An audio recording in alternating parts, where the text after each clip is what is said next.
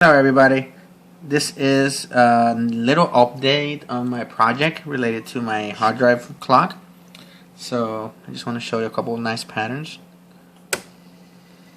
Here's a little bit of a pattern testing here with some of the single lines, kind of short ones, different colors. I'm going to show you a little more speed on the hard drive so you can see some cool lights. I don't know if the camera can capture it that well, but I guess that'd be cool. Stand by. I'm going to turn it off.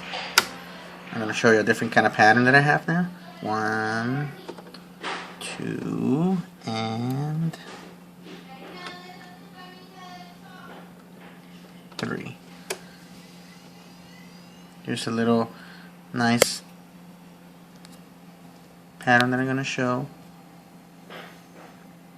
There's a full color range there,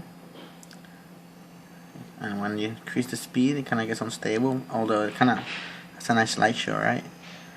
Increase the speed a little more.